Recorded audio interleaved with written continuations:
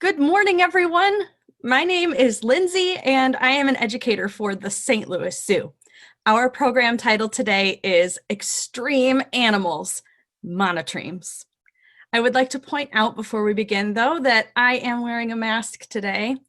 I am presenting this webinar from my home, and I'm not sharing space with anyone, so I'm going to leave mine lowered like this. Make sure to bring your mask and make your free timed reservations if you'd like to come visit the zoo. We're so excited that everyone is able to join us again. Extreme animals, monotremes. I am so prepared and ready for this webinar today. I have my monotreme earrings in even. Let's get started. So monotremes are extreme. There are 5 species of monotreme animals still around today. Do you know them? There is 1 species of platypus, and there are 4 species of echidna. And when I say species, I mean distinct different types of that animal. So there is a short-beaked echidna. That's the kind that we have at the St. Louis Zoo. They are not visible to the public generally, so if you haven't seen them before, that might be why. Monotremes are pretty shy creatures, and that's where they feel safe and comfortable. So that's where they live, but they're in the children's zoo. There are also long-beaked echidnas, and there are 3 different subspecies of them: the eastern, the Sir David's, and the western. The Sir David's is named after the famous naturalist Sir David Attenborough, which is pretty cool. Those last 2 types are critically endangered. Ooh, we're going to learn some more about these amazing animals. So where do they live? Here's a map of the world. They live in Australia. The platypus can also be found in Tasmania, and echidnas can also be found on the island of New Guinea. But they're all kind of in that area where the circle is. So extreme monotremes. These animals are mammals with unique adaptations. So let's review what mammals are. Mammals are animals that have fur. Here's an image of our lion Ngozi with all of his fur around his mane. The lion, you can see all of the fur on them. They are mammals. And mammals have babies that drink milk. Here's one of our baby prairie dogs. They also have a backbone. We have backbones too, running right down the middle of our back. And they are warm-blooded. They can maintain their body temperature. They don't have to go and bask in the sun to get warmer. It's nice to do that, but they don't have to. So those are mammals. And we remember that monotremes have extreme adaptations. But what's an adaptation? It's what an animal has or does to help it survive in its habitat or its home. So monotremes, they're mammals that have extreme adaptations. Let's learn some more about them. So how are monotremes extreme? They lay eggs. Did you know that? You can tell me in the chat if you knew that before. A lot of people don't realize that. They lay eggs. Other mammals have live births, so the babies don't hatch out of eggs. Whoa. They also have the lowest body temperatures of any mammal. So our body temperature always stays the same at 98.6 degrees, generally. Some people might run a little lower or a little warmer, but it always stays about that temperature. These guys, much lower. Also, echidnas and platypus have spurs on the backs of their legs. Most of the mammals don't have spurs on their legs. These guys are so fun. All right. Another thing you might not know about monotremes, they walk like reptiles. Did you know that? I only discovered that or really realized it a few years ago, and that was so exciting to me. So here is an image of a platypus skeleton, and I've circled the leg. That's what we're going to be looking at together. So when I say they walk like reptiles, their legs are not made on their body in the way that other mammals are. So our arms, the bone comes right out and it can move around like this and it comes right out from our body. But here's an image of a beaver, so another kind of more average mammal. And if you look at the bone here, I'm going to use my mouse pointer to show you.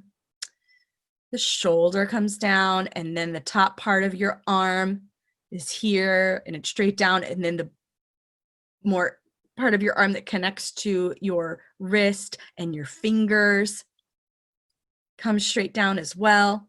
But here's an echidna. That's not just the way it's standing, that's how its arms are. So they come straight out of their body and then down. So straight out of the body, if you can see me in the webcam, arm is out and then down, like this. So here's an image you can compare side by side. A platypus, so a monotreme, with a lizard. Lizards aren't mammals, they're reptiles. So they lay eggs, they're cold-blooded, they have scales, generally. But look at their bodies, their bones are in the same place as the platypus. So if you look there, so the circles are around the areas that I'm looking at. The bone comes straight out of the body and then down to the ground. You look at the beaded lizard here, straight out of the body, horizontal, so like this, and then down. Oh, it's so strange. Here's an image of a beaded lizard. We have them at the St. Louis Zoo too. You can check them out inside the herpetarium. So interesting. We have a mammal that lays eggs, really low body temperature. It's walking like a reptile. There can't possibly be anything else going on with these friends. A sixth sense. My goodness. We keep adding things. Wow. So a sixth sense. What are the senses that we have? You can type in the chat if you know of some senses that we use. So things like sense of sight, your hearing. Yep. People are saying your sense of smell, your taste, sense of touch. What else could monotreme animals have that we don't? Their sixth sense, if you know it, you could type it in the chat. This is super fun. They can sense electricity, electric signals in their habitat. The big word for it is electroreception. Oh, electroreception allows them to find their food. They're just so exciting, I can barely contain myself. So echidnas and platypuses both use electroreception. Now they have little spots on their bill or the echidna beak. It's not a beak like a duck would be, but we call it a beak. It's more like a little snout. They have little dots, and those are the sensors. Yeah, Isabel, so like sharks. So those sensors allow them to pick up electricity in the environment. So here's our first poll that Connor is going to kick up for you guys. Now, can you find electric or electroreception, or can other animals sense electricity? Now, in the chat, we already mentioned some fish, but do insects also do that? Or can some amphibians, can they sense electric signals too? I'll give you a moment to think. You can choose as many as you would like. All right, give you 2 more seconds. So 3, 2, 1, and let's look at those results and see what you guys think. Yeah, so most friends said fish, you're right. So fish can sense electricity. It conducts really well in the water. So a lot of animals that live in the water. Guess what? All of these animals use electroreception. So animals like bumblebees and cockroaches, they use it. And fish, like our shark friend here, but also caecilians. That's what this image is here. It's a type of amphibian, like frogs. So caecilians and some salamanders can sense electricity in their environment too. Guess what? Scientists have discovered another mammal besides monotremes, this Guyana dolphin. They look like tiny bottlenose dolphins. We've also discovered they have little dots in the pores on their face too, where they can sense electricity. Animals are so exciting. So how else are monotremes extreme? There's more? What? Did you know that they do not have a stomach? They don't have stomachs. In case you need a refresher, our food goes into our mouth and then down a tube called our esophagus, and then the food hits our stomach. After our stomach helps digest the food, so there's acid in there and enzymes, they break up the food for us after we've chewed it a bit, and then it goes into our intestines, so lots of tubes. Your stomach is like your big pouch or sack inside your body that holds the food for a while. They don't have that. So in monotremes, the food goes down their esophagus and then straight into their intestines. Their esophagus enlarges, so it gets a little bit bigger before it connects to their intestines, but no stomach, no enzymes, no acids to help break down their food. Mind-blowing. They also have no teeth. So this is an image of a horse showing their nice big teeth. No teeth in monotremes. They don't have external ears either. They do have ears, so there are holes there, like you might find in reptiles, but there's no external part. It's called pinna, or penny if you're talking about both ears. So this ear flappy part that we have, they don't have those either. This is an image of a chinchilla ear, pinna. They also don't have whiskers. Other mammals have whiskers. They don't have any whiskers. So scientists think maybe they're whiskers because animals use whiskers for, feeling and sensing their environment. We think maybe that's what happened with their sensors in their bill or in their beaks. I almost forgot. We have a special guest today. I'm going to stop sharing my screen so that we can invite our special guest. All right, so my special guest today is my friend Penelope. Penelope, would you like to come on over and meet our friends? Come on. Sorry, hold on a minute. Come on, it's okay. No, they're not scary, I swear. I'm sorry, friends. Hold on. Penelope, it's okay. Yeah, it's going to be fine. We're going to have a great time, and they're going to be so much fun, and you're going to help me out teaching them about monotremes, right? We're all going to learn about monotremes. Yeah, and it's going to be fantastic. Okay, I think she's feeling a little bit better now. All right, we have a big round of applause for Penelope. Yay! Hey, Penelope! Hi, come on, it's okay. This is my friend Penelope, and Penelope's going to help us learn a little bit about monotreme animals. Can you wave hi?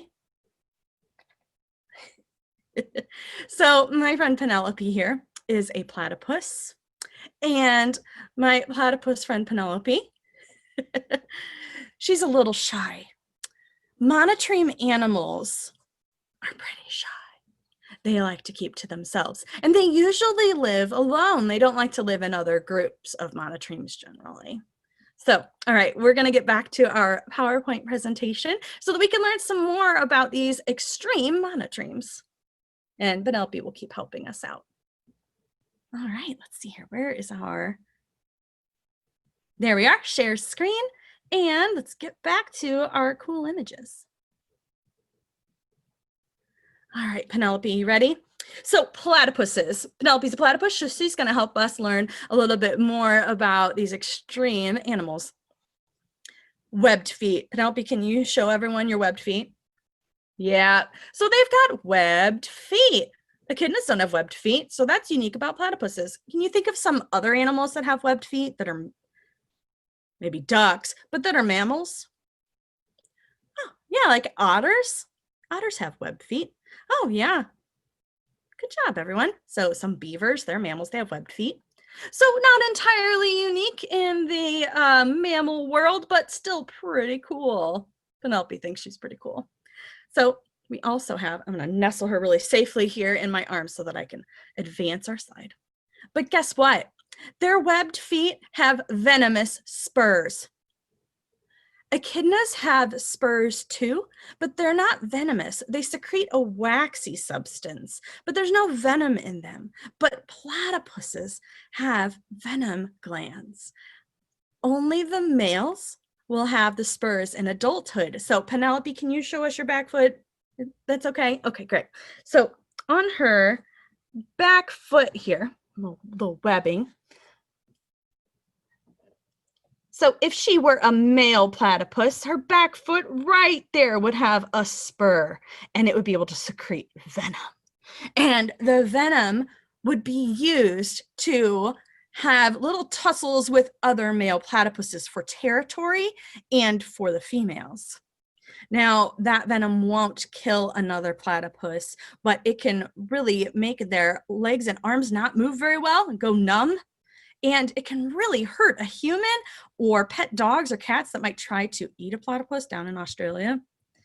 So you want to stay away from those. So females, when they're young, will have a venom sheath, and then it just kind of falls off as they get older. Oh, she's saying, yeah. Awesome. All right, so what else makes them unique? Their duckbill. Yep, there's your duckbill. Wow, she's really coming out of her shell. She's not quite. She's coming out of her shell. Get it? Because she was hatched out of an egg. So she's coming out of her shell. She's not as shy anymore because you guys are being so friendly. So she has a duck bill, and on her bill is where she can sense electroreception or use her electroreception. And she is semi-aquatic, which not all mammals are. So they'll build burrows in the side of waters like streams and lakes and rivers and creeks. But what about echidnas? Oh, she says, okay, it's time for echidnas. So I think Penelope's going to leave for a while. Bye, everyone. All right, Penelope, you can sit right over here where you're safe. There you are. All right, so what makes echidnas unique? They have spines all over their body. So they're not quills. There's no barb or hook at the end, and they can't detach or fall out, only when they shed, but they're not going to get stuck in another animal. So they are spines. And they have really good hearing, not so good eyesight, but they can hear really well. And they have a long tongue. Their long tongue can be about 6 or 7 inches long. Here's my St. Louis Zoo pencil. It's about 7 inches long. That's a really long tongue. Can you imagine that coming out of your mouth on a little animal like an echidna? Also, they have a temporary pouch for their puggles. Their puggles are baby echidnas. So the mom will lay their egg inside of the little temporary pouch. Wait, I thought marsupials had pouches.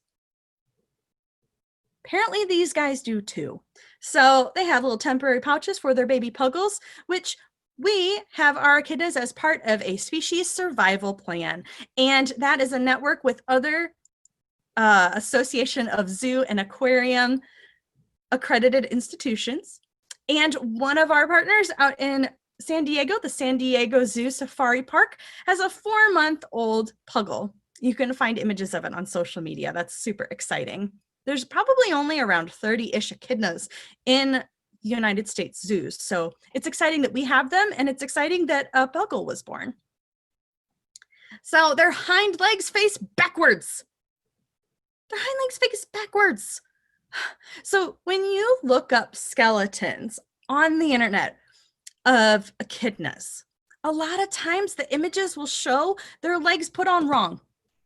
Look it up. It'll show their back legs facing forwards like most animals. They don't. Their back legs face this way. And those legs facing the other way make it really easy for them to dig. They are fantastic diggers. They can drill straight into the ground, just like a human's drill.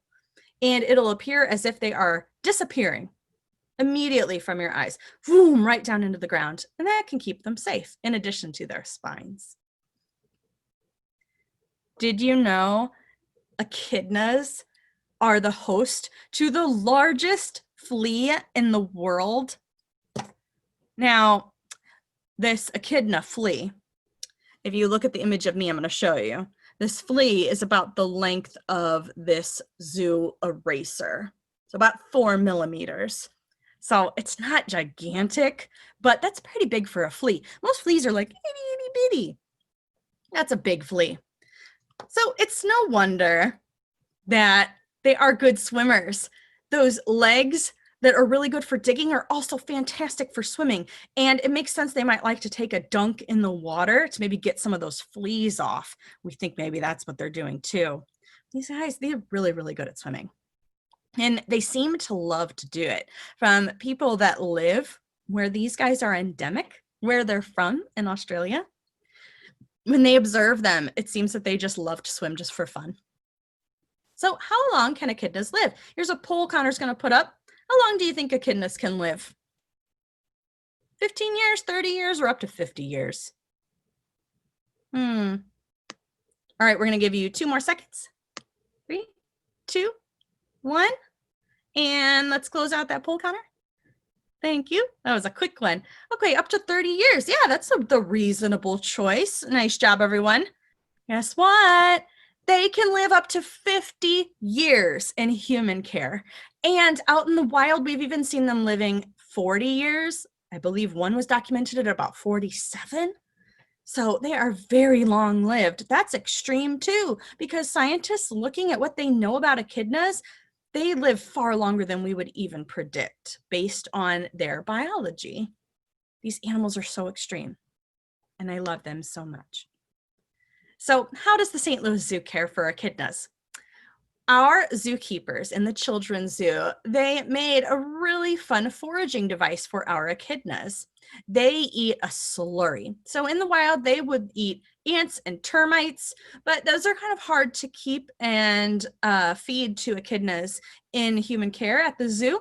They get a really yummy slurry of all the protein and the things that they need in their diet. And they lap it up with that big, long 6 to 7 inch long tongue that's super sticky, and it moves really fast. But they made this foraging compartment. If you see the image here, it has holes in it so they can stick their beak and their tongue down in there and lap up all of their slurry. They also said that one of our echidnas, Apollo, really loves all of these unique foraging opportunities. So I have a video. I'm going to stop sharing my screen so you can see it real quick. So this is a really fun video of one of our echidnas eating their slurry. All right. I loaded it ahead of time. There we go.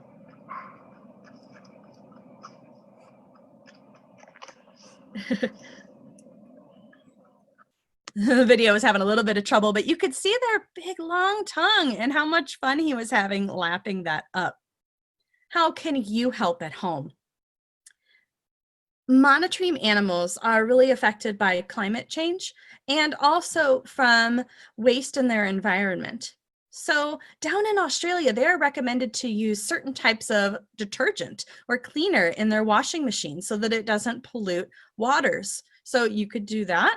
Around here, some easy things to do is use reusable items. So not contributing as much single-use plastic, like plates that you throw away, straws that you throw away, bags that you might throw away, or water bottles that you throw away. So instead, you can replace those with a reusable water bottle or a reusable bag like our sea lion is holding here, and reusable straws.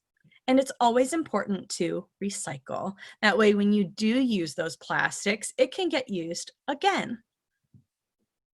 And that will help our animals down under.